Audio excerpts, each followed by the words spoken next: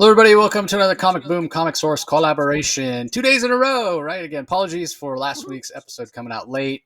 Just post San Diego Comic Con. I've been so busy getting the content out from Comic Con, seeing everybody at Comic Con. Everybody's like, "Yeah, I want to come on the show. I want to promote this, that, the other." So hopefully you've all been enjoying that. We have had some fantastic interviews at Comic Con with Matt Fraction and Nicole Maines and Philip Kennedy Johnson and Chris Condon and Ben H. Winters. Just went on and on and on. And then since then, I've had a ton of great interviews as well. There should be an interview with George Northey, who's got a project coming from Oni Press called Yuletide. Hoping to see it as live action or animated movie at some point. Got a Kickstarter that's launching on Monday for a fantastic artist, what I think is one of the top 3 artists working in comics right now. So that's coming as well. So yeah, a lot of great content coming out. So I've been super, super busy.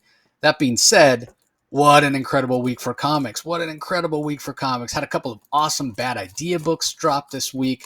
Cul-de-sac #1 was amazing. Also got another issue of the Hero Trade, which was awesome. I've been doing Bad Idea Moments of the Day. So if you're not familiar with Bad Idea, you can check out those short YouTube videos. They're less than 3 minutes and get kind of a taste of what Bad Idea is. So yeah, comics are amazing and they're awesome. And this week in DC Comics was no exception. So while Rocky gives his thoughts on the DC Comics of the week, I'm going to be opening up this, and we're going to do a little unboxing. I'll talk about in just a second. So Rocky, give us your thoughts on. I gotta peel the plastic off. Oh, yeah. Okay. She's taking the plastic off. Okay. Yeah. Well, first of all, this week, I particularly like the variant covers this week for all the titles. Cheetah v. Cheshire has its debut series. Greg Rucka, Nicola Scott return to DC Comics. Very curious choice for Greg Rucka to choose a story with Cheshire and Cheetah. Very interesting. Of all the characters that they could write, it's just another sign that DC is really sort of exploring corollary characters, and it's kind of good to see. There's a variant cover for Birds of Prey that I really like. Black Canary looking sexy as hell. Poison Ivy's got some rockin' covers. Absolute Superman and Absolute Green Lantern are just killing it, and Poison Ivy. So it's really great for a variant cover week. As for the week itself, I'm really loving it. You and I were talking earlier. We have our work cut out for us trying to choose our top 3.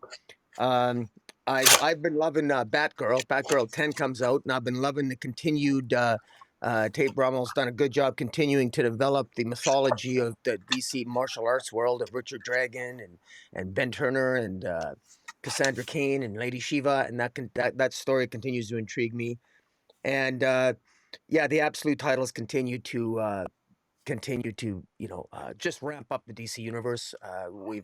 There's a Bleeding Cool rumor, of course, that I encourage people to go to Bleeding Cool about what the first big crossover between DC is going to be coming up in Superman issue 29. People can check that out, and it's just a great time to be a DC reader, man. It's absolutely it's epic, and I'm actually curious. I know that you told me at San Diego Comic-Con, you told me that you were interested in some cards. I'm not sure if you heard about the cards, if you walked by the booth or if you heard it from Steve or I telling you about it, but I didn't know you were a big card collector, so I'm a little bit curious. I'm not. But yeah, you mentioned it, and I was like, I am a fan of Upper Deck. I used to have a comic shop, and I partnered up with a friend from high school, and he sold sports cards. But I bought all the non-sports cards back then, and I did sell the Marvel Masterworks from Fleer or whatever. So anyway, I was a fan. I thought I'd go buy it, and it was the fact that it was Superman, right? And I was in my feels because of the Superman movie or what have you. And the woman did a great job of selling me on this because I was like, well, he's going to be available later because I just wanted a pack or two. And this has like 15 packs. And she's like, well, they'll be available later in like Target and Walmart, which I hate going to the card sections in those because I don't really collect cards. But I hate, it's always a mess over there or whatever. And she's like, and they won't be exactly the same as these. So she did a good job of selling me on it. It was $50 for this. And so I was like, I really don't need to spend that money. But then as I was leaving, I was like, okay, let me get out of here. Let me go over to the pool bar at the Marriott and stop spending money. It was late in the day on Sunday. But then as I was walking by, there's a booth called Fig Pins, and they were selling these blind boxes of these fig pins, and there's various different versions. So they're like enamel pins, but they're also kind of like mini figs. So two popular things right now in collectibles. And if you bought 3 of these, you got this cool Action Comics. It's a cover of Action Comics 1 fig pin. And so it was. These were $20 each, but it was if you buy 2, you got 1 free, and then that made 3, and then you got the Action Comic. So I was like, spend $20 and get 1, or spend $40 and get 4. So I went ahead. So we'll open these at some point as well. Again, there's one that like glows in the dark or whatever, different one that's sparkly and whatever. One's Bizarro. So we'll open those at one, and we'll open this too. But obviously we know what that is. But I want to start with the cards because again, I just wanted a few to display like on my desk, but I had to buy the whole box of 15. So we'll open up a pack and we'll see what I get. Because they do look occasionally, just for those, I'll occasionally take the green screen off just so we can get a better look at the. Yeah. Oh yeah, that's what the pack looks like, with steel on the front of this one, and I think there's 5 cards per pack. So let me go ahead and pull it open, and we'll see. We'll discover together what's in the pack. So we'll do one an episode for the foreseeable. So it looks like we have General Zod. You guys see that? Oh, that looks cool. Look at how metallic and shiny it is. Yeah. So we got a Zod. Yeah. Next up, we got Saturn Girl. Nice. I love Saturn Girl. That's Yeah, it looks like Mike Rungo art maybe on that one. Yeah. Next up, we have a Superboy. Nice. Next up, we have this is one of the gold ones, and I agree with Rocky. This is what he saw, and he didn't really care for the way that it looked. It's a classic cover. So this is the wedding special.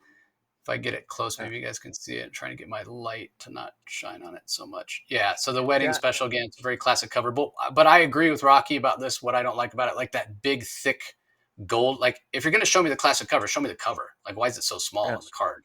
Like, yeah.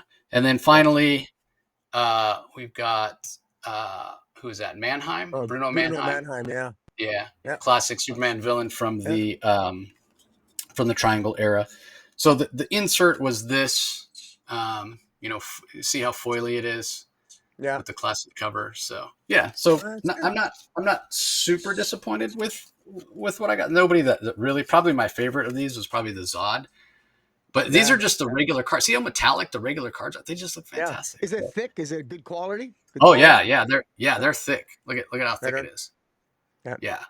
So again, like they will be in Target and Walmart later. The set is called Fleer Brilliance Superman, and they will be in shops in those stores, retail stores, at a later time. But they won't have the same finish, so they might not have that special metallic that was only available at Comic-Con. So anyway, well, that'll be a little fun thing we do going forward here for the next few months. So. I will definitely resist opening up any on my own. So let's go ahead and kick it off with the first book that we're going to talk about. It's JSA number 10. I ranked this at number 7. Not bad by any stretch of the imagination. I am enjoying it, but it was a pretty strong week for DC overall. And it goes back to the same complaint that Rocky and I have kind of had about the series. As much as I love these characters, the pacing has just been a little bit slow. And again, I go back to the art. Like, this is just a book that has a lot of big panels. When you have a lot of big panels, you don't have room to get the story moving. So, it comes in at number 7 for me this week. Where'd you have it, Rocky? You didn't have it in your top 5 either. Anywhere No, I didn't. I could probably put it in at number. I actually only ranked top 5, but I could probably squeeze it in at number 6, probably. The story is at least progressing here. We're finally getting a little bit of action. I'm glad, because this is issue 10 already now, and maybe I'm just being impatient because I think this will probably wrap up in 12 issues. At least I hope it will. So it'll make for a good, thick trade paperback, or maybe two trades, and you'll get a full story. It just feels a little bit slow going, but that, you know, to Jeff Lemire's credit, there are a lot of characters, and he's working with all of them. We're getting to know Kid Eternity. We're dealing with other more obscure characters that we don't really know much about, and we're also dealing with. He's also, interestingly enough, making the original classic members of the Justice Society. They're actually kind of dead, and they're working with the Spectre from the grave, and so they're in very different settings in the. And while he's grabbing some elements of past JSA stories, little reminiscent to me of classic All-Star Squadron, and also reminds me a little bit of John's JSA. So he got it, and then he's got his own style with it, and then he's got art that's reminiscent of classic of the art that I'm familiar with in All-Star Squadron, and the name of the artist eludes me, but this artist is Rafael Della Torre, who does a pretty good job. Who's done a pretty good job in this series. Louis Guerrero's on the colors, Steve Wan's on the letters. But we're finally building up to an end game here, and I'm kind of looking forward to this. I kind of want this to be wrapped up, because this is. I'm not really feeling the gravitas, but it's not from want of trying on the part of Lemire.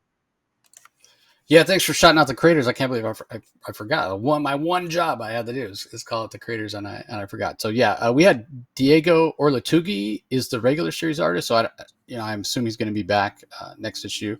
But Della Torre, his style is a little bit different than Orlatugui. He doesn't usually use big panels, but maybe he's trying to make it a little consistent. And this one did have big panels as well. So anyway, up next, we have Batgirl number 10 from Tate Brombal, Takeshi Miyazawa on art, Mike Spicer on colors, Tom Napolitano on letters. To probably nobody's surprise, this did not make my top 10. It comes in at number 9 for me. I will continue to say this doesn't feel like a Batgirl book. She feels like a kind of a guest star in her own book here. But there was cool action, and I am enjoying it. But again, it's that rank number 9 is more a function of the strength of the other books, and not really an indictment on Batgirl. But I have a feeling that it's in Rocky's top 5. So take it away. Oh yeah, so this is in my top 3. Possibly in my top 2. We're gonna have to wait and see, because I'm really struggling in my top 3 a little bit, because it's a wonderful problem to have with DC lately. But no, this is about Cassandra Cain's legacy. Cassandra Cain here has a brother. She's got a half brother. So this is a Cassandra Cain story in many ways. It's expanding her cast. It's expanding not only Cassandra Cain's cast and her importance, but Lady Shiva's importance, and also with Ben Turner, Richard Dragon, and David Kane, and with Ben Turner's son here now, and how Lady Shiva every year visited the ranch to train him. And Ben Turner wanted to shield him because he didn't want his son to grow up under the same sort of influences that Cassandra Cain was under, namely from her father.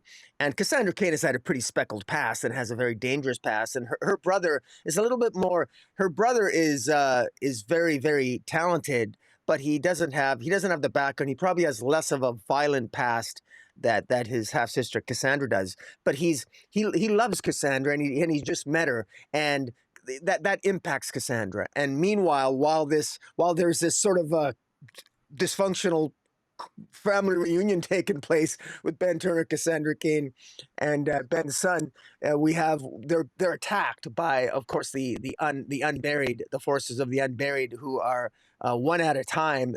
It's their honor bound to basically wipe out the daughter of Lady Shiva, and of course, the poor bastards have no idea what they're up against. I mean, it's bad enough if you think you're going to take out Cassandra Cain, but then you suddenly find yourself up against Ben Turner and his son, who was trained by Lady Shiva as well. So you're not only fighting one offspring of Lady Shiva, but 2. Good luck with that.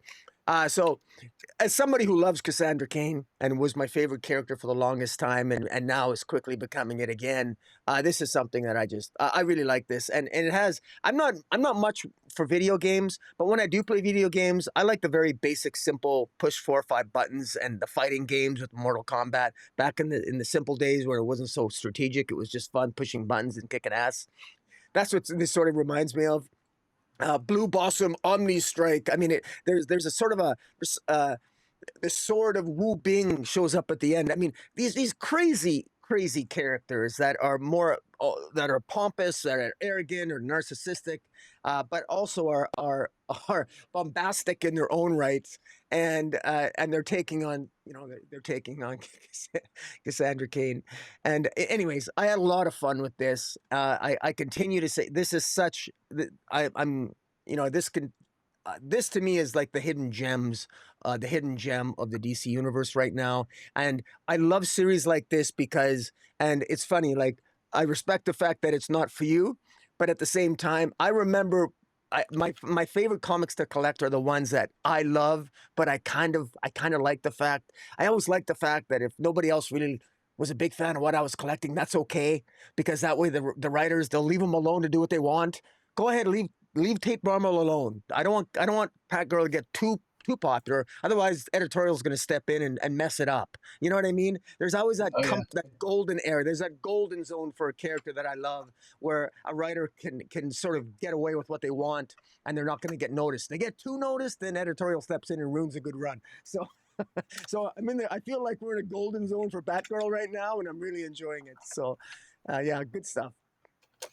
Yeah, I know exactly what you mean. Like, I mean, when you get too many eyes on something and it starts making money, then all the suits step in, and before you know it, the editorial interference, and hey, this these characters are worth X amount of dollars, blah blah blah. And yeah, it can definitely hurt more than it helps. I should mention, we talked a little bit about, or you talked a little bit about having some fantastic variant covers. So for Batgirl, though, I didn't think any of the covers, either of the covers really stood out for me. But yeah, we do have some others that are fantastic. But next up, we have Poison Ivy from writer G. Willow Wilson. Marcio Takara is the artist. Arif Prianto on colors. Hassan Otsman Elhau handles the lettering. Poison Ivy continues to be really, really good. This came in at number 5 for me, but it didn't make your top 5. So give us your thoughts on it, and then I'll go into a little bit more detail. All right. Well, it didn't make my top 5. I apologize. I never fully ranked everything. It probably would be around 7 or 8. It's still really good. It's still really good. Like I'm saying, there is Poison Ivy. Pamela Isley still is she's under a lot of pressure right now. She doesn't really realize the extent to which Janet from HR sort of betrayed her. She doesn't really understand, or she's yet to discover that Janet from HR is responsible for betraying her and sort of exposing the Marsh to outside forces that basically attacked Poison Ivy and ended up kidnapping Killer Croc. And ultimately, in this issue, there's a confrontation finally between Poison Ivy and the Gardener. Poison Ivy realizes that in many ways the forces that are following the Gardener is basically a character that in many ways has a lot in common with Poison Ivy. They certainly share a background, but in the past, the Gardener, not to rehash her whole origin, but she did betray Poison Ivy. And the Gardener is, if you think of Poison Ivy as having a background of eco-terrorism, the Gardener definitely has a background in eco-terrorism, even more harsh than Poison Ivy. But in many ways, the followers of the Gardener, they're having a crisis almost of conscience here. Do they follow Poison Ivy or do they follow the Gardener? And right now, they both sort of have vested interest in protecting the Marsh. And in this issue, there's some much needed conversations to be had between Poison Ivy and the Gardener. And I thought Poison Ivy was particularly harsh on the Gardener. What she did to the Gardener, I'm not sure it was necessarily justified, but it sort of showed the really dark that Pamela Isley can be very cruel. I thought she was very cruel to the Gardener. Not saying she didn't necessarily deserve it, but it's sort of a permanent punishment. I thought it was pretty harsh. And in any event, Poison Ivy is right on top here. She still doesn't know Janet from HR the fullest scope of her betrayal, but it's J. Willow Wilson continues to make these characters complex. The motivations that Pamela Isley has, Janet from HR, you can see her struggles. Janet from HR in particular started off as a joke of a character and has become a very, very pivotal one. and even Peter Unding, and just even with Killer Croc, the history of the Marsh. Sorry, I should have been more brief, but it's really good. But it just I there was just too many better comics this week, in my opinion. But what are your thoughts on this? Yeah, I mean, I keep going back to the Poison Ivy that we got in the Gotham City Sirens, Unfit for Orbit, how she was so powerful and so badass, taking on Despero and holding her own. And here, we get an Ivy that's also really powerful, but things are complicated. Her life is a bit of a mess here, and I like that G. Willow Wilson gives us that. Like she's not exactly sure what she's done. She's looked at, things that she's done in the past and made mistakes. And one of them comes back to actually haunt her here. Early in the series, she stopped at this like wellness retreat and she ended up infecting everybody with the lamia spores. And she eventually cured them. But one woman didn't want the cure because she said, "Oh, my body will fight it off naturally." Woman was very holistic, whatever. And Poison Ivy let her go. Pamela let her go, and figuring that the woman would die. But the woman didn't. She survived it. Now she's scarred and everything. But the problem being that, we spent the first, 24 issues here with this Lamia spore story that G. Willow Wilson developed over the course of the first 2 years, which was a very impactful story. And those spores were a very big part of that story. And Pamela thought that she had basically exterminated them, that they weren't going to do harm anymore. But again, because she doesn't always make the right choices and her life's a bit messy, she finds out consequences of her actions. The fact that she let that woman go, now the spores are still out there and could be spread to other spots and whatever. And so now she may have to go out and try to hunt them down. So I love the complexity of it. And I keep going back to this with Poison Ivy as a character, because I've talked so much in the past about kind of calling her a mustache twirling villain. And what I mean by that is a two-dimensional villain. Obviously she's never had a mustache. But think of like, and where it comes from is, those old school cartoons, Dudley Do-Right and whoever the guy, I can't remember the villain's name, but he had like the twirly mustache and he twisted whatever, dastardly something or other. But anyway, that's where it comes from, right? Like the guys that have nothing better to do than twirl the ends of their mustache or twist the ends of their mustache, because you have nowhere to go to tell them a story and make it interesting. There's so much complexity, and Ivy has become such an interesting character. So many layers to her. Is she a hero? Probably not. Is she a villain? No, she's not a villain either. She kind of exists in her own. And, I've talked to G. Willow Wilson about this before. I mentioned on the podcast before. Here's a character that's become more and more relevant just because of where we are in the modern world with climate change and all that stuff. And so if anything, she's become more sympathetic for a character. She's, been fighting for nature all this time. And, it's like people understand that maybe she had a point to doing what she was doing at some point. So, I mean, I'm not wishing people to die. I'm not Thanos here snapping my fingers and eliminating half the population, but I will just point to the fact that when we were all stuck in our homes in 2020, nobody could go to work because of the COVID pandemic, how much better the air quality was, especially in places like Japan, where the air quality gets so bad it looks like fog, and it's really just smog, like smoke from automobiles. And so, if we as a species weren't so harmful to our planet, we'd be in a much better place. And that's Ivy's point. So I love the complexity of the character. You're 100% right in her punishment of the gardener, whether or not it was justified, whether or not the gardener deserved it or not. I love the decisiveness and the agency that Poison Ivy takes here. This is not something that can be walked back. And so, yeah, was it cruel? Yes. But was it possibly necessary? Yes. And it sort of goes hand in hand with the decision that she didn't make before, right? Where I mentioned she let that woman at the retreat go free, and look at the consequences of it. The Lamia spores could still be out there, could still be doing harm.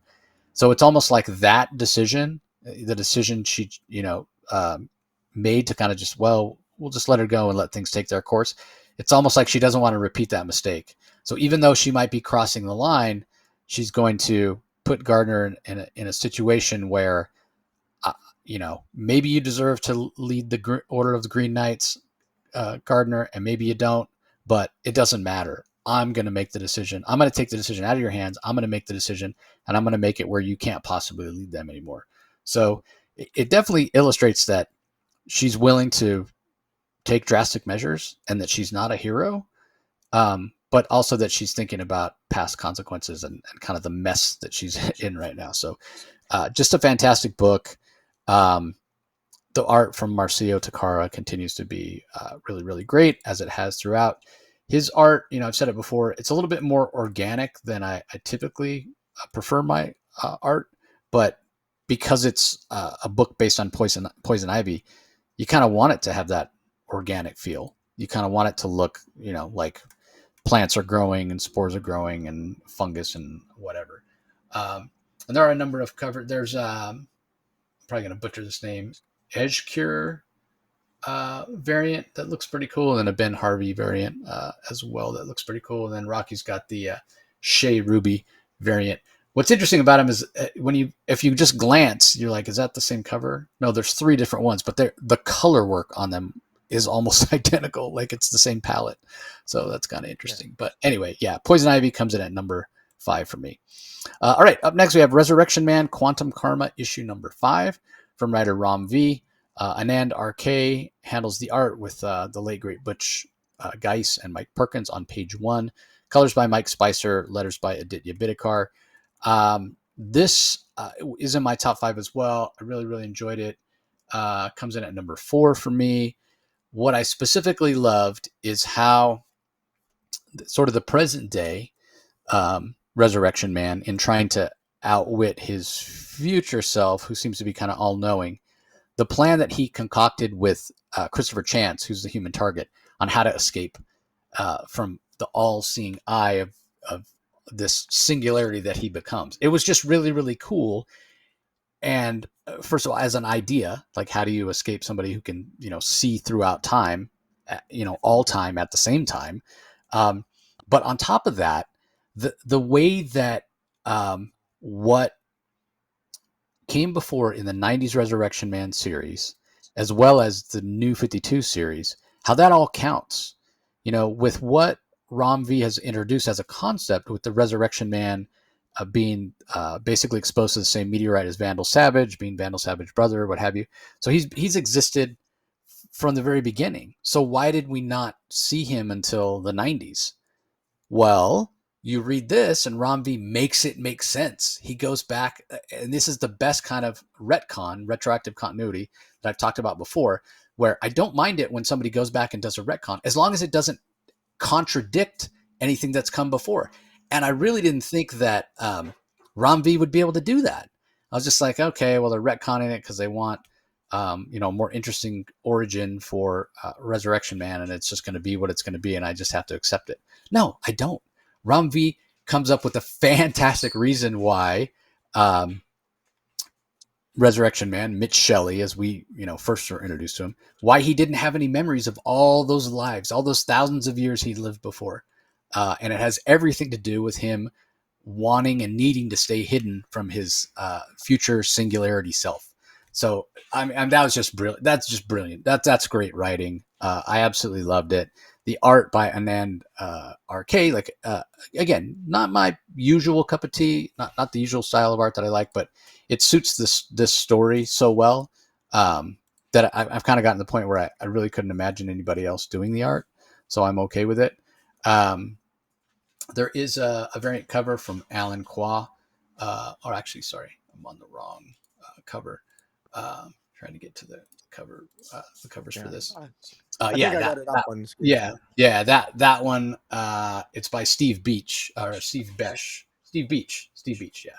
I always get Steve Beach and Rose Besh. I always get their last names mixed up for some reason. But anyway, yeah, fantastic cover, fantastic series. A lot of times with Ram V stuff, because it can be a little complicated and convoluted, I'm like, oh, it's going to read better in a trade. But I sort of feel like this will read fantastic as a trade, don't get me wrong. But I am enjoying the journey of the single issues on this one as well. A little bit more of a slow burn. So anyway, what'd you think of it?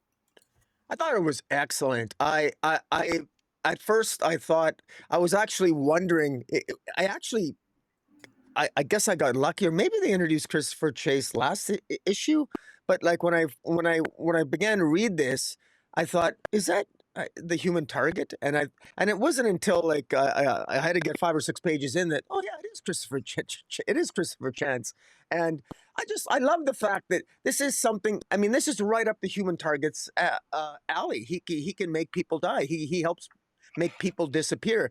And what an inspired way to do some retconning, but yet not, but making it fit. And the whole idea of, taking place in 1996 with which was the year that I think the last was one of the Resurrection Man series ended, and he's trying to hide from his evil self. And of course, how do you do that? Well, obviously, whatever Christopher Chance is planning, he can't let Resurrection Man know. Because otherwise his future self would know. And so, I mean, again, it's not difficult to grasp that concept. And with a little bit of ingenuity, I mean, even Christopher Chance, the human target himself, admits in this issue that he had to think about it. It was very challenging for him, but he came up with a reason. He came up with a plan in order to sort of get the evil future version of Resurrection Man off the scent.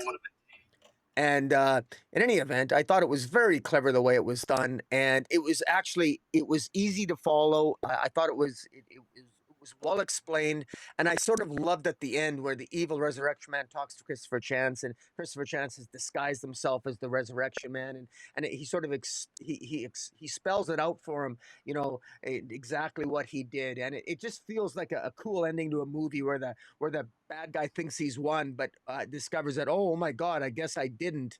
And then the good guy tells him all that's really gone on, So I just love the way it was paced and structured and the dialogue. I thought it was really great. And it's really great to see Human Target again, who's kick-ass, because the last time I remember him in all his glory was in the Human Target series by Tom King that we both loved. So it's good to see Christopher Chance again. And just another example that DC is bringing back all these characters that we haven't seen much and just utilizing them in such creatively wonderful, awesome ways. Yeah, that Human Target series is so good. That Human Target series for me has forever changed the way I look at Christopher Chance as a character and the way I look at Ice as a character. It just elevated them so much, and the gorgeous art by Greg Smallwood. Like, God, I can't recommend that series highly enough. So, anyway, moving on. Up next, we have Secret 6 from writer Nicole Maines, art by Steven Segovia, colors by Rain Barreto, letters by Steve Wands. Not a lot of surprises in this particular issue. We sort of saw it coming. If you listen to my interview with Nicole from San Diego Comic-Con, we kind of she hinted at this. But that being said, this still came into my top 3 because a couple of reasons. I thought she did a fantastic job with the character work, number 1. And number 2, I just like where the characters end up, right? Like, as expected, at the end of this series, Jay Nakamura, Gossamer, and John Kent, Superman, whatever you want to call him, they're not together anymore. And, I don't have the hatred of pink hair that Rocky does, but I've never been a fan of that relationship. I think Jay Nakamura is a little boring, a little pandering in a way, and not a little annoying, and always has been. And it's not the pink hair. It's just his personality, his attitude. I've just never liked the character. So I feel like even if Superboy was a real person, John Kent was a real person, and I was friends with him, it would be one of those things where I'd be like, you can do better than this kid. That's just how I feel. So I was glad to see Jay's sort of his true colors come out, right? And he's been through some trauma, and you don't necessarily try to hold it against him. But again, because I don't like him, I don't maybe give him as much grace as I should, considering the fact that he found out that the U.S. government was manipulating his government, which helped give Amanda Waller the power and ability to have his mother murdered, basically. So he's lost his mom, he's lost his home country, and now he's lost his relationship. Nicole wouldn't come out and call him a villain, but I fully expect the next time to see him, he's going to be doing bad things. I won't go so far as to call him a villain, but he's going to be on the wrong side, looking for vengeance as opposed to justice. Because that's another great thing that Nicole does here in this series, showing that Dreamer Nia Nall calls it out as well, saying, I've lost too. Like, John, Jay, you can't see it, but we have so much in common. We have so much in common with what we've lost and everything. But Jay, he's too close to it, too much pain, and a very powerful scene. And they did show that page at San Diego Comic-Con without the dialogue, where John literally walks through Gossamer like he's confronting him, and this issue is narrated by John. Again, brilliant choice by Nicole and John talking about, I need to get back to normal. We need to get things back to normal. Nicole talked about that in the interview as well. For Jay, there is no normal to get back to. His world will never be normal again. Again, he's lost his country, he's lost his mother, and now he's lost his relationship. And that scene there where, John is trying to console him, and he turns non-corporeal, and Jay just walks through John. John's not able to grab him, and on the following page we see he just kind of dissipates. And even with all his super senses, John can't see him, can't hear him. He's gone. And so there's going to be some trauma for John. This is really his first relationship, first love. But trust me, John, you're better off. This guy was bad news from the beginning. And, based on all this drama and everything that's happened and all the situation, you feel for Jay. You understand why he feels what he feels and why he's doing what he's doing. But I can't possibly condone it. Again, these are true colors coming out. And in the long run, John, you'll be better off. From a sort of meta perspective, the skills that Nicole is showing here with drama and character interaction and what have you is fantastic. And this is all the A plot. The B plot with Catman and his interactions with John Kent are fantastic as well. I'll call it the C plot with Deadshot and Catman and their history with the Secret Six, kind of a C level plot, if you will. I just loved it all. I thought it was fantastic. I thought Steven Segovia, he's leaned in a little more, brought more manga influence into his art that we've seen throughout the series, but this is probably the least manga influence that his art has looked like. Maybe because I don't think he did the art for the last couple of issues, so maybe he had a little more time on this one. But, you have mentioned it a couple times, Rocky, DC using some lesser-known characters right now and giving them a chance to shine. This reminds me of what a great character Catman is, and I really need Catman to be in a book where I see him on at least a semi-regular basis. I need a couple Catman appearances. I mean, this is going away, but hopefully Catman's not going away. Hopefully we're going to see him show up. Obviously, he won't be in the DCKO event because he's a villain, sort of, as much as the Secret Six are villains. But yeah, I love his look. I love his design. I love his color palette. I just really like him as a character. So hopefully it's not too long before we see him again. But as I mentioned, this didn't make your top 5, but you have anything that you want to add? Yeah, well, I got to give compliments to Nicole Maines. I think she clearly read the Secret Six series. I had my doubts at the beginning, but no, this sort of rams it home for me that the voice the voice that she gave Catman here, and his conversation with Superboy was actually with John Kent, I thought was particularly telling, because Catman, Catman is quite right. I mean, in describing the fact that that Superman is very black and white, but the world isn't like that, and at least not Catman's world. And the Secret Six, they really do. There's a reason why they're the Secret Six. So they were technically, at least at one time, even more secret than the Suicide Squad. And there's a reason for that, because there are some things that you have to. There are some deeds that you have to get certain organizations to do, and he makes that clear, and to John Kent, and he's not black and white, but John Kent is, there's sort of that. There is something very sad about John Kent's journey here, because it ends with a heartbreak. This isn't just him realizing, having his heart broken, but also the revelation that his somebody he loves is basically going to be turning a darker path. But frankly, for I think, to the credit of the story, justifiable reasons. What a surprise! The United States government is in cahoots with Amanda Waller, and they were in cahoots, and that the real villain, arguably, of absolute power wasn't just the absolute Amanda Waller, but arguably perhaps other factions of the United States government in the comic books, which isn't surprising. They've always been the one behind Amanda Waller. It's always been an open question, as much as we hate Amanda Waller. I mean, how the hell does she have all this power? Does she work for the U.S. government, or doesn't she? How can she control the president? What's going on? Well, it looks like maybe the president was behind it all.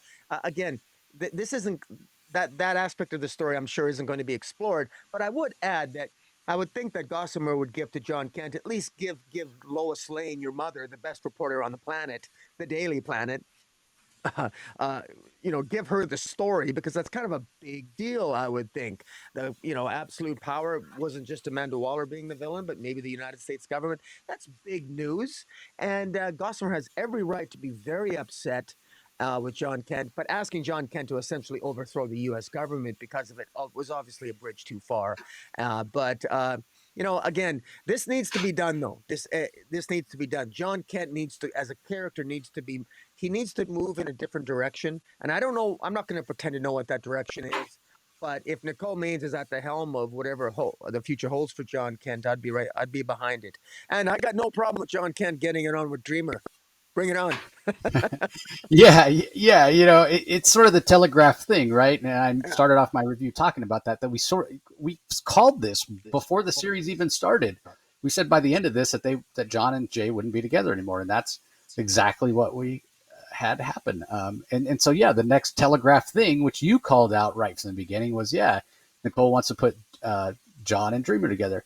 And as much as it's telegraphed, I think it work. I think they work. I don't think they work long term, but I think in the short term, there's a lot of story potential there, a lot of stuff to mine.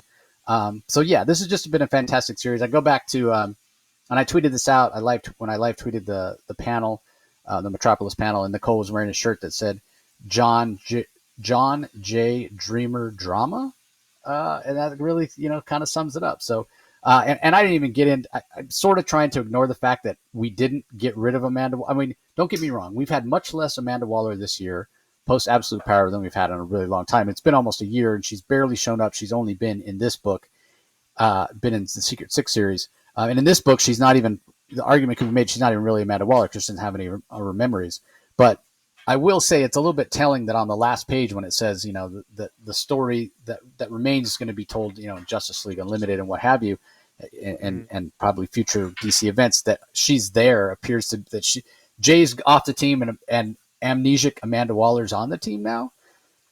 This is possibly a way to redeem her, because she didn't start off as a character that I didn't like. I thought she was a little bit two-dimensional and stereotypical, kind of heavyweight, angry black woman when she first got introduced back in '86 in the Legend miniseries from John Byrne and John Ostrander. But that was, stereotypes in comics were a little more prevalent back then. And I honestly don't know that I really feel like she can be redeemed. But at the same time, people feel that way about Superboy Prime, and I'm all for his redemption. So Yeah. we'll see. I mean, if she's a good character, I'm all for it. But she has been so far over the line, and almost a caricature and a plot device is my biggest complaint with her in these past few years. So yeah, we'll see what comes with that. So anyway, let's move on. Up next, we have Cheetah and Cheshire from Greg Rucka and Nicola Scott on art. Annette Kwok handles the colors, as Annette usually colors Nicola's art these days, so that's great. And then Troy Petrie on letters. And then, we definitely would be remiss not to talk about the fantastic covers. And like every cover is awesome. There is a cover by Gerald Perel that has a regular edition and also a foil. And I had to get the foil. It's probably super shiny there if you see it, but Nice. yeah, It's awesome. Yeah. yeah. As soon as I saw it, I was like, oh, I already ordered the regular cover, but now I had to at my local comic shop. I had to get the foil because it was fantastic. But anyway, this is in my top three, and I have a feeling it's in your top three as well, Rocky. I'm gonna let you go first. Yeah, it's in my it's actually just that I put it, it's currently at number 4. Could that change? Okay. Okay. Possibly. But it's really great to see Greg Rucka as a writer back for DC Comics, and with art by Nicola Scott and a Kwok on the colors. What I find interesting about this is, of all the characters, if you'd have told me that if I'd have known that Greg Ruck is coming back to DC Comics, I would never have thought they would put him on a comic book writing Cheetah and Cheshire. I would have thought maybe Wonder Woman, or even maybe Catwoman, or something different, that maybe a little bit, just maybe a more higher profile A-list character. So I thought this was interesting, but I love it. I really love it. And it's such a out of the blue subject, rob the Justice League. And Cheetah, well, he has written Wonder Woman, and so Greg Rucka obviously has something he wants to say about Cheetah and Cheshire. And I love these characters. I love Cheshire more than Cheetah. And What an interesting combination. Two super villains in their own right. Cheshire, of course, being the on again, off again lover of Roy Harper and mother of Leon Harper, and Cheetah, of course, being the enemy uh, LGBTQ character of Wonder Woman, and uh, the art here by Nicola Scott is amazing. This is a perfect setup. To me this reminds me of sort of like your classic setup of a heist movie where they're both super villains. It basically Cheetah. The issue starts off with the Cheetah being once again experiencing pain, being possessed by the cat god Ishtaga, and I think she wants to address and try to overcome that infection that she or that possession that she has. Uh, because ultimately the central conceit of this issue is that she wants to put together a team to basically rob the Justice League satellite to basically steal a device that contains all of the Justice League powers. And in this issue, she basically meets up with Jade with Cheshire, and Cheshire is basically we meet her in a lab. She's experimenting with different poisons because that's what Cheshire is known for. She's a hit person, and it's in the middle of a job where she has to basically she has a contract hit on a guy. She goes there, and it ends up that her and Cheetah are basically taking out the same person, and Cheetah invites her out for coffee after they kill all the minions in the warehouse, and Cheetah basically tells Charles Cheshire, this is what the plan is. We want to rob the Justice League satellite, and of course Cheshire thinks she's absolutely insane and dismisses her until she realizes that Cheetah is dead serious and actually seems to have what looks to be somewhat of the formation, the skeleton of a plan, and it's going to be really interesting to see moving forward. This is clearly an issue of just setup, but the appreciation of this issue is in the it's slow pacing, but the art's fantastic. The detail in the art, the facial expressions, the backgrounds. This is Nicola Scott just bringing her A game in my view. I'm loving this, and it's I I'm really curious as to I'm wondering if this is going to be somehow related to uh, some of the larger plot lines going along in the DC universe right now, because it's what they want to steal is something called the power bank, and this was something that was grounded in almost myth, and none of the many supervillains don't even think it's real. The power bank is apparently this thing in the Justice League satellite that contains all the superpowers of the heroes, and whoever acquires it can gain whatever superpowers they want. Apparently, Cheetah seems to think it exists. She seems to have some evidence that it exists, and she definitely has Cheshire's attention. And now they're going to put together a crew. So it's kind of tropey in that respect, two supervillains putting together a crew to rob the Justice League satellite. But that's pretty cool. And if anybody, Greg Rucka is a master at this. I read his for Queen and Country. He's the writer of The Old Guard. You guys are watching on Netflix. Or Amazon, the Old Guard and the Old Guard 2. He's just excellent at espionage-like stories where there's intrigue and action. Greg Rucka knows what he's doing. This isn't his first merry-go-round. So I'm really looking forward to see where this takes us. And Greg Rucka has also written he's written the counterparts to these heroes as well. So we should be getting a lot of great action in this series. So I do have high expectations for this, and I know I probably shouldn't, but I'm going to anyway because I quite like this. Yeah, I mean, I have high expectations too, but I mean, it's Greg Rucka and Nicola Scott, two of the best creators that are working in comics today. So I feel like my expectations should be high, and the first issue completely lived up to the billing. It's a little bit of setup, yeah, but that's the fun of heist stories, right? You see them, okay, here's the idea, and next we're going to see the recruitment. That's always fun, seeing who they go to recruit and what have you. But what really sells this, even though maybe you could make the argument that it's a little formulaic, is the character moments, like the banter when Cheetah whispers, "We're gonna rob the Justice League, Watchtower satellite," and Jade just leans over and goes, "Check, please." Like you can hear those moments. It's just fantastic. As far as the power bank itself, I'm with Jade. I'm with Cheshire. I don't think it exists. I think that um, Cheetah might be playing a game within a game because she is so desperate, as you mentioned. She doesn't want to be eating humans, feasting on fresh blood and what have you. But again, that voice is so strong, in her head, and she literally just feeds at the morgue, and then she walks outside, and she feels like she's hungry again, and obviously, um, that insatiable appetite that Urskadaga it has afflicted her with is something that she wants to be free of. She yells up at the sky at one point, I will be free of you.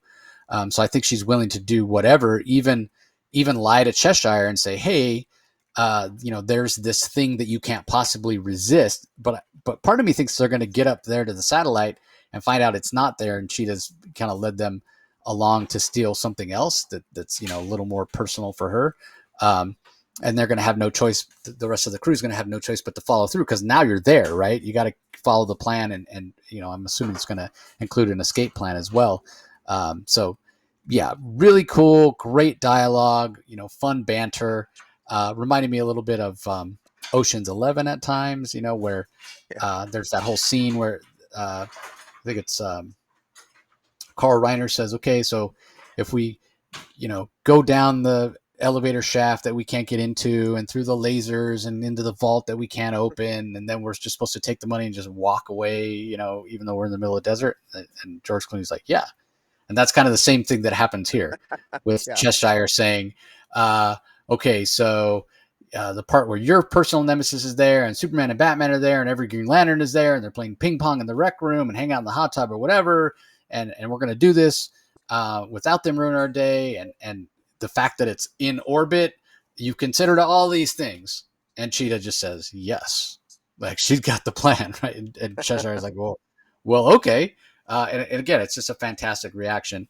Not even any dialogue in that panel where we just see Jade's face, Cheshire's face, when Cheetah's like, yeah, I got it covered. So, but of course, again, the desperation of Cheetah kind of leads, she'll probably say anything to get Cheshire on board, because that's the other thing. When they go to recruit, notice that Cheetah goes to Cheshire first and gets her on board, and then with the two of them, that's just more credibility, right? Like Cheshire is not somebody that takes chances. She's a very careful villain in that way. So if Cheetah were to go try to do the recruitment on her own, it might not go as well.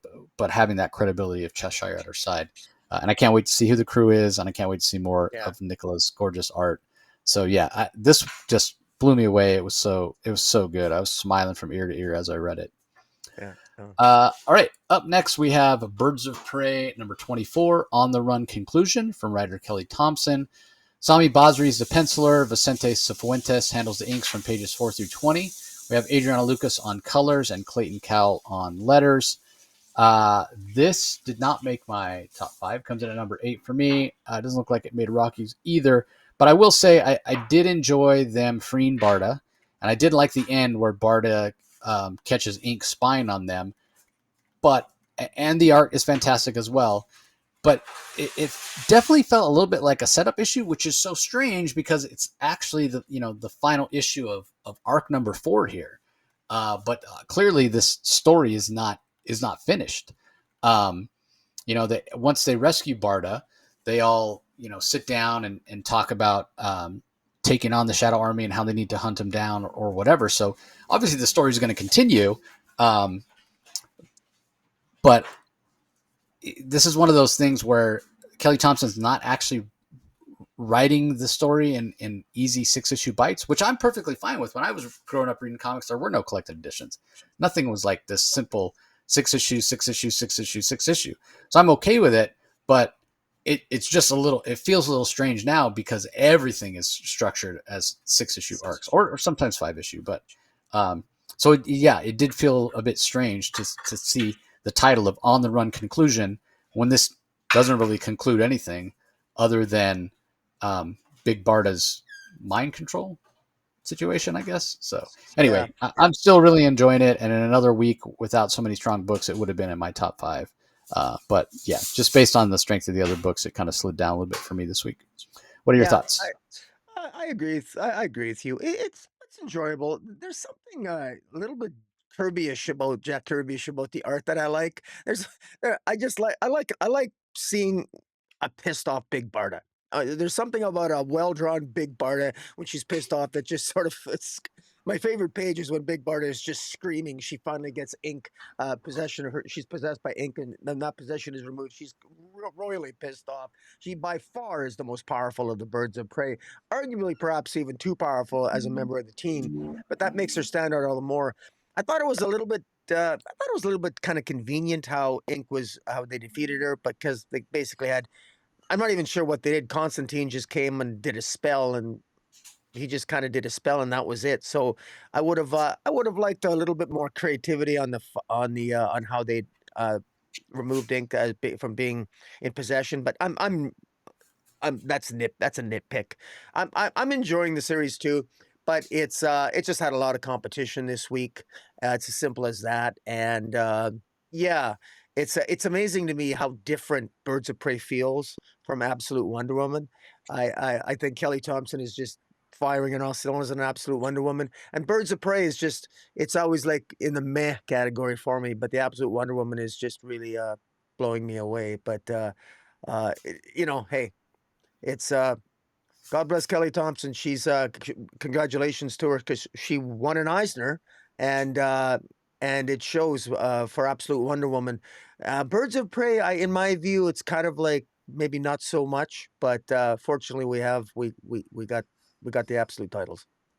Yeah, the thing about Kelly Thompson and what I love about what she's doing in Birds of Prey, it reminds me of her Black Widow run, which I loved over at Marvel. Yeah, Um, yeah. because of the character interaction, right? Like she made, even though that Black Widow was a solo title, there was a huge supporting cast, and that's similar. And that to me, that's where Birds of Prey shines, and it's a chance for Kelly to do that because yes, Absolute Wonder Woman's great, but it's more of a singular focus book on Wonder Woman as opposed to Birds of Prey is a team book, and the strength of it and what Kelly brings to it is the interactions between the team, even to the point like it's no better pointed out that in this issue when after they rescue Barda, they go in my mind, they're at like a Denny's, right? And they're sitting around the table and the interactions and talking about what's next and needing to go hunt down the Shadow Army and what have you.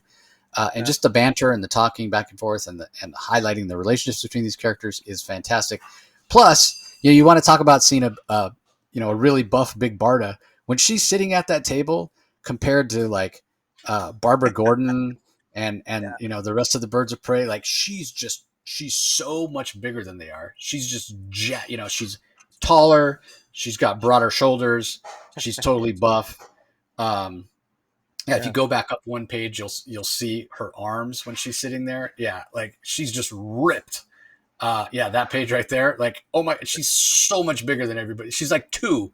You put two of them. You put Black Canary and Barbara Gordon together. You have a Big Barda. Like, she's twice the size of anybody else. It's fantastic. So. Anyway, let's move on. Up next, I want to give a shout out to the cover. Got to give a shout out to that cover with Black Canary bending over there. Boy, it looks sexy as hell. I'm a Purian fanboy. I got to shout that out. I'm not sure who the artist is, but man. Kyu Yong Eom. Yeah. KYUYONG EOM. Definitely a sexy cover, no doubt.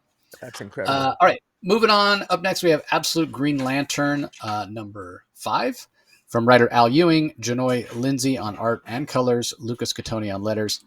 This didn't make my top 5. In fact, it comes in at number 10 for me, which is last.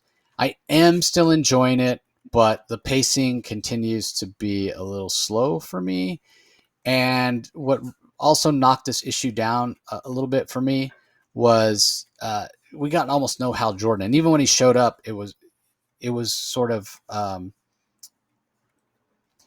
he was a set piece for Joe Mullane.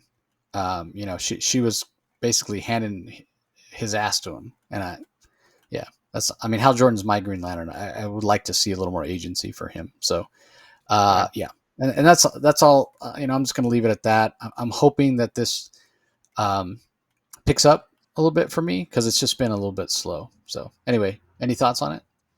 I thought this was one of the better issues for me. I think I'm starting to get a little bit more interested in Absolute Green Lantern. I really like the characterization of Hector Hammond. I think he might be turning into one of my favorite characters in this particular title. I loved his attitude here. Hector Hammond is he's kind of callous. He's kind of a little bit indifferent. He's trying to figure out exactly what's going on. He wants to figure out, what this giant Green Lantern symbol is that's in the middle of nowhere. And he's he wants to figure out what that black goo is. Of course, he figures out from interviewing one of the victims of the cafeteria that's destroyed that it's related to this black hand.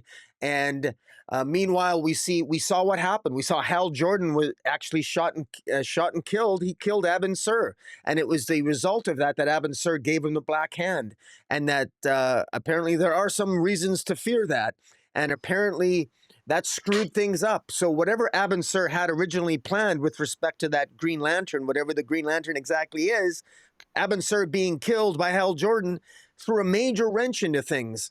And so Joe Million and Hal Jordan attacking each other, Joe Million actually having a Green Lantern ring, battling Hal Jordan with the black hand, even though Hal Jordan was actually he killed Abin Sur for revenge for what he thought was the killing, Abin Sur killing John Stewart.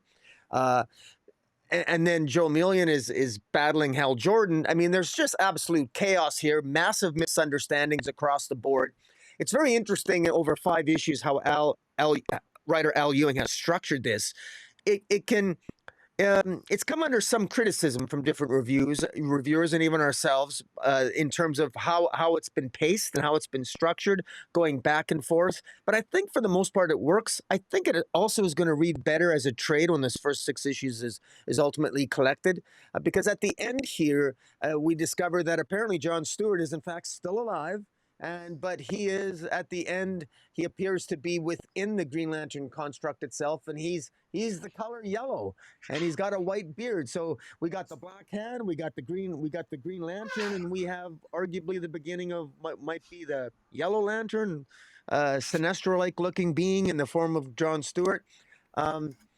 If I think of it that way, I can sort of shake my head in terms of, is this convoluted? Well, no, it actually makes sense. It all makes sense. I'm not confused.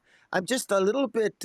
I'm particularly unclear as to where this might be going exactly. How does this relate to the rest of the Absolute Universe? What's the origin of the Green Lantern? What was it even the protector of the universe? Why does Abin Sur have a black hand, and why is there a yellow / lantern and a Green Lantern? So there's a lot of questions that we just don't know yet. But we're only at issue 5, so we got to keep reminding ourselves of that, I think, because Absolute Batman has been so damn good, and Absolute Superman has been so damn good, and Wonder Woman, that when I look at I look at Absolute Green Lantern and I judge it very harshly based on that. But the truth is that this is a good story too. And Al Ewing, he is a slow burn, and it would be unfair to me to assume that this is going to end up being like Immortal Hulk. So I'm not so generous. I'm not so generous. It feels 100% like Immortal Hulk in its pacing. You're like, it'll read better as a trade when we get to issue 6. And in my mind, I'm thinking, no, it won't, because he still won't have any. It's only one more issue. There's so many questions. There's so many mysteries. And I get it. Take your time, enjoy the journey, whatever.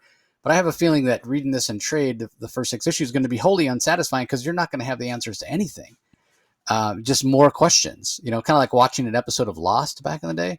That's why I stopped watching Lost after like 2 or 3 episodes into the 2nd season. Because like every time I watched an episode, I just had more questions and I never got any answers. That gets frustrating for me after a while. So just based on the things you said, I have a couple of points that I'd like to make, or questions. First of all, what's your ranking? You didn't. Do you have it ranked? Well, I actually have this down. I do have this down at number 9 for me. Okay, but gotcha. I do feel that this is one of those series that could really. It has a lot of potential. A lot of potential. So I just can't say. I don't want to sound negative about it, because I love this in the context of the Absolute Universe. I just love the Absolute Universe as a whole, quite frankly. Yeah, and don't get me wrong, Green Lantern is one of my favorite characters, and Al Ewing's a very talented writer, and I am enjoying this, but I'm also frustrated by it, partly because Hal Jordan's my favorite character, and I just don't have enough answers. So the whole thing of Green Lanterns are without fear, have the ability to overcome fear, But then in this one, when Abin Sur, after he's shot, he's telling him to be with fear. And then we see John Stewart in the yellow, as Rocky pointed out, which in the main universe is the color of fear. That's intriguing to me. But you mentioned Hector Hammond as maybe one of your favorite characters in the book. To me, that's a problem. If the villain in a book called Green Lantern, when we have so many, we have John Stewart, we had Guy Gardner, we have Joe Mullane, we have Hal Jordan, and Hector Hammond's your favorite character. Like, I mean, that's fine if he is, great, whatever. But to me, that's like the favorite character in a Green Lantern book shouldn't be the villain in my mind. So that's maybe, indicative of what Al Ewing is doing. Because we know more about Hector Hammond, and Hector Hammond is sort of a more developed character than any of the rest of the main characters. And he's been in like an issue and a half. To me, that's a little bit of a problem. But again, maybe that's just me. I don't know if it's necessarily a problem. I mean, there's that old expression, a hero's only as good as the villain, and I think that this villain is potentially interesting, and we don't know what Hector Hammond is. He going to end up being with a big head at the end of this? I think Al Ewing. Al Ewing is really to use that phrase, which everybody hates, subverting expectations here. He's been doing that from the beginning, so it's going to be interesting to see what direction this goes in. Yeah, the last thing I'll mention, and you said just some guy that Hector Hammond got answers from. So if it was just some guy, I mean, we know he owns the diner, then it would have just been some guy. Like they wouldn't have given him a name, but they went out of their way to say it's, they gave him a name. The name's Todd Rice. Right. Todd Rice, that's Obsidian. Oh, that's Alan Scott's that never son. even occurred to me. That's Jade's brother in the main universe. Oh, so will we see more of him? Does he have a bigger role to play, or is it just Al Ewing getting a chance to kill off? All the Obsidian fans out there, all the Obsidian super fans, all two of them, are be really pissed off that Todd Rice is dead, maybe, or maybe he's not. Who knows? We thought John Stewart was dead. He's not. But yeah, I saw that. I was like, Todd. They bothered to name that guy, and they named him Todd Rice, which is Obsidian. So will we see him return? We'll have to wait and see. But anyway, let's move on. Up next, we have Absolute Superman number 10 from Jason Aaron. The art in this issue by Carmine Di Giandomenico, Ulysses Areola on colors, Tom Napolitano on letters. Whoa, what a reveal. What a twist at the end. What incredible art by Di Giandomenico. I will say that I don't enjoy it as much as the Rafa Sandoval art, but I mean, Rafa's absolutely killing it on this series. And having Areola on colors provides that consistency, and he's been killing it. It's a very bright book. Tons of action, but man, what a reveal at the end. What a betrayal for this Superman. And great to see, once again, a flashback back to Krypton, a life lesson taught by Jor-El to Kal, which felt very James Gunn Superman movie-ish. But obviously this was written well before Jason Aaron got a chance to see that film. So anyway, I'll talk a little bit more about my thoughts, but what do you think of it? I thought it was really good. I continue to, I just love Jason Aaron's approach to Absolute Superman. I love the fact that we're spending so much time on Krypton. I think it's appropriate if for the very simple reason that whether you agree with it or not, I agree with it. I'm really enjoying it, and I think many fans are enjoying it. That what Superman doesn't have his formative years, or really, he only has a couple years, or arguably only a year in Smallville. I mean, his formative years were absolutely on Krypton, so we bloody well should spend a lot of time on Krypton. And that is what has formed what has formed the moral compass of Superman in the Absolute Universe. Absolute Superman's moral compass is from Jor-El and Laura. It's not from Jonathan and Martha Kent. It's from his parents on Krypton. That is a significant difference. He barely knew his parents in the mainstream DC universe. But in this Absolute Universe, it's Jor-El and Laura on Krypton that formed his moral compass that he brings to Earth. And there's a lot of comparisons. There's a lot of similarities in terms of different classes and the the elites and the different classes in society between Krypton and Earth. And I love those comparisons. I love how that really shines. And I particularly like the use of Ra's al Ghul as stealing him from the Batman mythology, as Ra's al Ghul as a villain, demanding, wanting a son, you know, wanting a son to carry on his legacy, and of course, Ra's al Ghul's arrogance. He wants to have a super son, somebody that he, in his narcissism, only a Superman has the chops to be his son. Not an absolute Batman, but absolute Superman. I like that. The betrayal at the end, the use of the Omega Men, Primus demanding, looking for Jimmy Olsen, and that betrayal at the end there, and the revelation of who Primus really is, I thought was just excellent. Peacemaker, there's this Jason Aaron actually made me feel a little bit sorry, just a little bit. Peacemaker's still a jerk, a real big jerk and an a-hole in the Absolute Universe, but I felt a little bit for Peacemaker here. So desperate. Peacemaker himself, Mr. Smith, he wanted to be the son of Ra's al Ghul. He wanted to be the heir apparent. Uh, to the Gaul Empire, but of course that's not to be. Not when Superman is the other candidate, and what happened to him very tragically. It just everything comes to a head here. I want to just point out one thing. In the early issues of Superman, there were some observers of the earlier issues, and I'll call them that because although I disagreed with them, they felt that Superman and Jor-El and Laura had at different times used lethal force. I don't think that was the case, but arguably, in some people's eyes, you could interpret certain panels as suggesting lethal force was used on Krypton. But here, if there was any doubt, Superman very clearly has a recollection of him with Jor-El, his father. Superman doesn't want to kill. He openly refuses to use lethal force against Peacemaker. And that really comes to fruition here because Primus and Ra's al Ghul, they want him to use lethal force. That was one of the things that they were trying to goad him into becoming, was somebody who would use lethal force. And it to me, it sort of heightens who Superman is.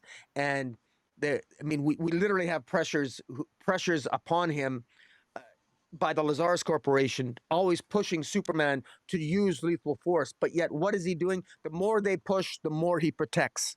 And that's what I love. That's why this is Superman in the absolute sense. There's much more I can say. I think Carmine Diamonico's art is, I thought he does, I think it's very good. I think it captures the essence very well. It's not, I would prefer the original artist, but this is fine. Raphael, what is Sandoval? Rafa Sandoval, yeah. Russell Sandoval, yeah. But in any event, the art was pretty damn good too. I thought it. I love this issue. I continue to be impressed with Absolute Superman. It absolutely made my top 3, and I'm gonna have a tough choice for pick of the week here. I tell you that. But what are your thoughts? Yeah, I mean it's fantastic, right? I mean, the lesson that Jor-El learns, and Jason talked about this when he came on the show. He's like, we're going to continue to see Superman get into situations where he thinks back and flashes back to lessons that his Kryptonian parents taught him, and how those inform, who he is as a character. And that's exactly what we get in this issue, and it's done perfectly. He's talking about. He's talking about Christopher Smith and how advanced the armor is that he's wearing, and how it must have been a really painful procedure, and how he could still, beat him bloody and senseless in 4 seconds. He could make him a drooling invalid just by, using his heat vision on certain parts of his brain. And he's tempted. This is Superman that's tempted to do those things.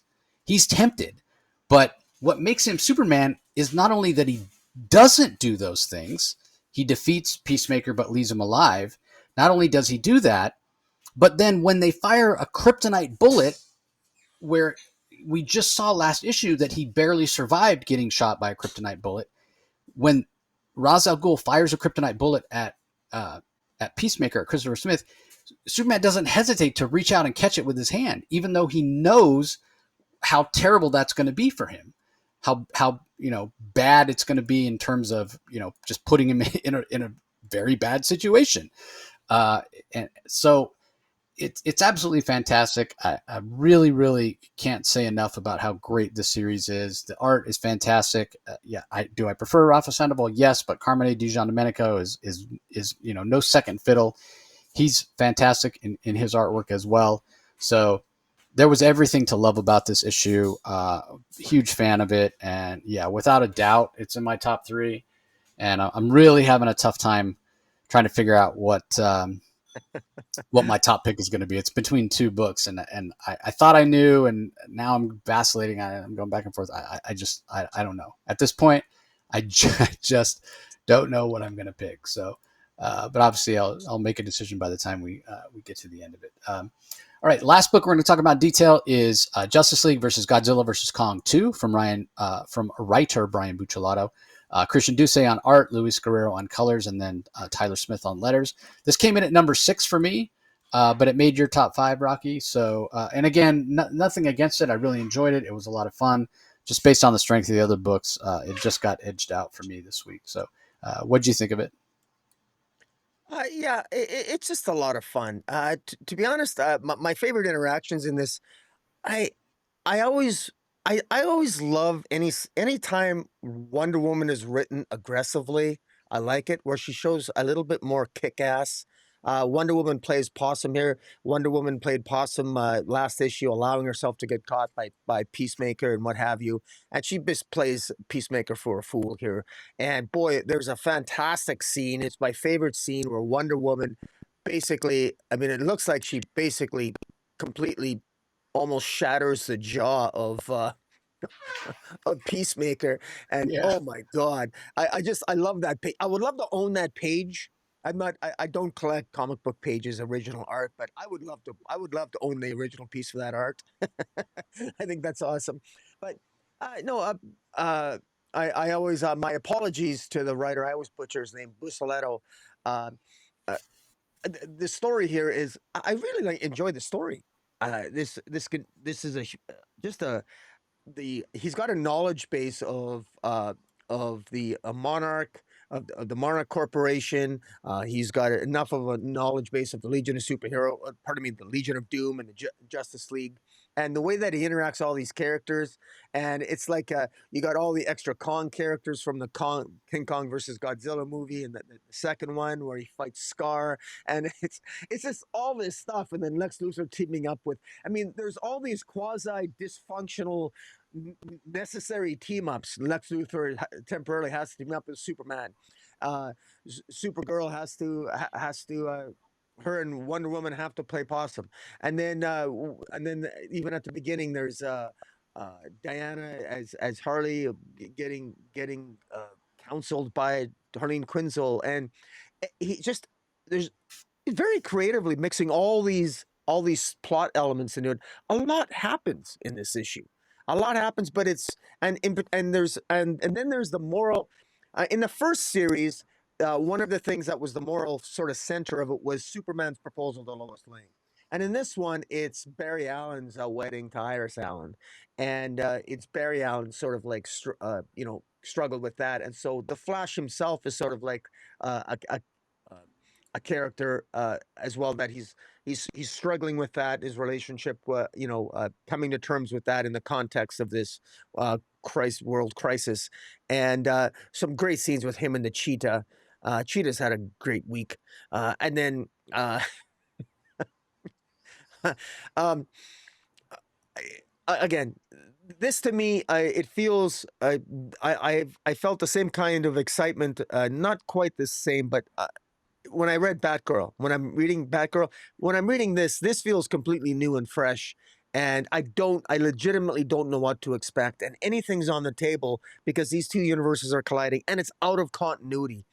And it's really nice to see again Wonder Woman kick some serious ass. And she's more of a leader here. And I really appreciate Buccalato doing that because too often, even under Mark Waid, quite frankly, even under Mark Waid and even under Scott Snyder, even under Williamson, even under frankly every major DC writer right now, with apologies to Tom King, I'm saying in a team setting, Wonder Woman Tom King's not a team player, and you put Wonder Woman into team setting, and Wonder Woman always gets short thrift, in my opinion.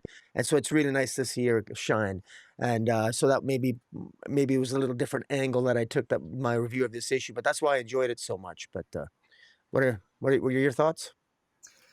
Yeah, I mean, it's fantastic. The art's great. The colors are wonderful. There's a Kevin Maguire cover showing Godzilla, which Kevin Maguire is a huge Godzilla fan, so that was cool to see.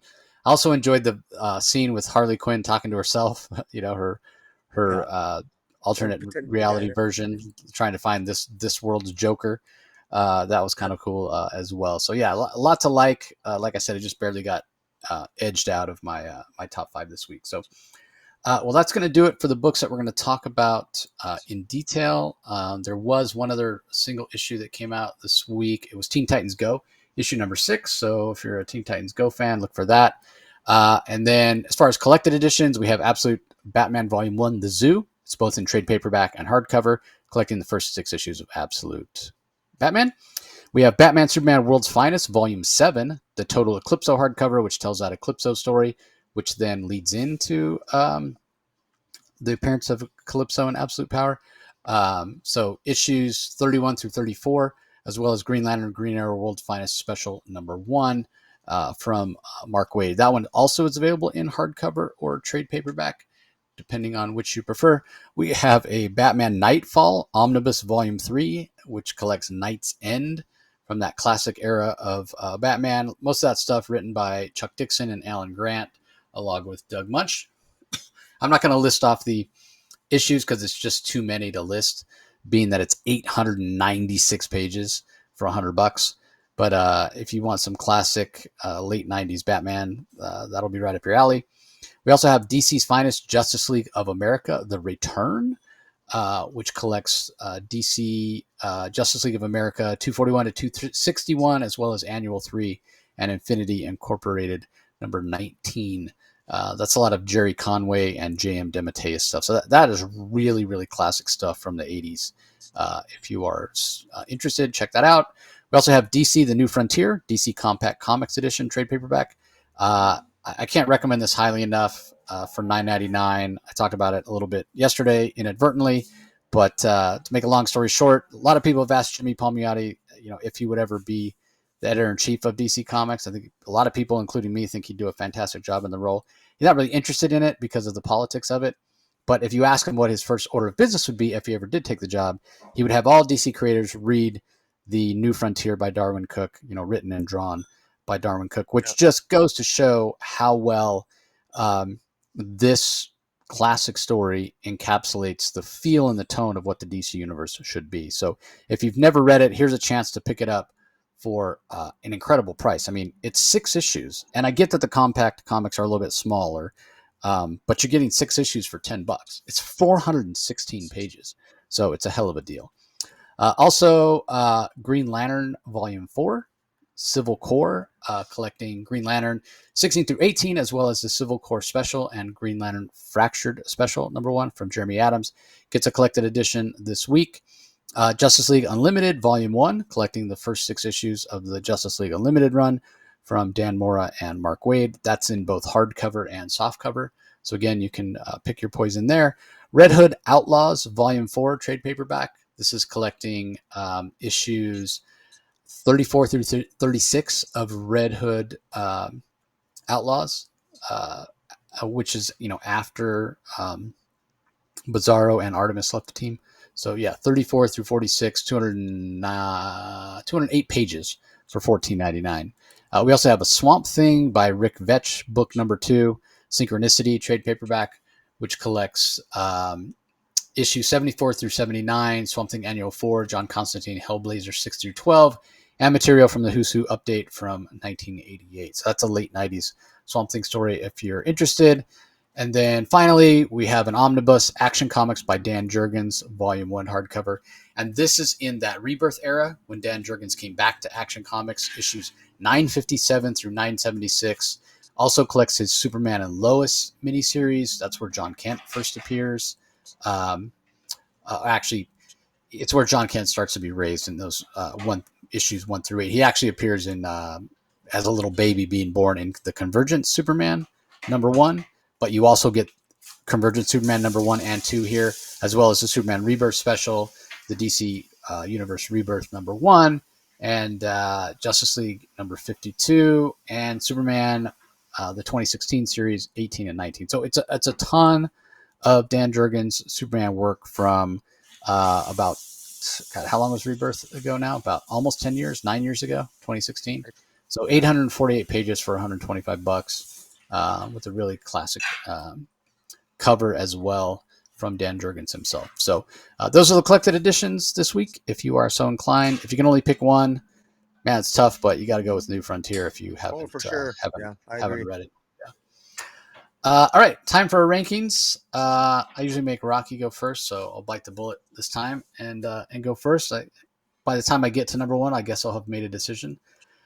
Number 10 for me, as I mentioned before, Absolute Green Lantern #5. Coming in at #9 is Batgirl #10. Number 8 for me is Birds of Prey #24. At 7, I have JSA #10. At 6, just missing out on the top 5, is Justice League versus Godzilla versus Kong 2 #3. At #5, I have Poison Ivy 35. At #4, Resurrection Man issue #5. At #3, Secret 6 #6. And that leaves Absolute Superman #10 at my #2, which means Cheetah and Cheshire #1 comes in at my #1 spot. And man, it's so tough. That Absolute Superman issue was so great, but I've picked Absolute Superman a lot, and I want to give recognition to this new series that's kicking off with gorgeous art by Nicola Scott and really great banter from Greg Rucka. So yeah, those are my rankings. What do you got?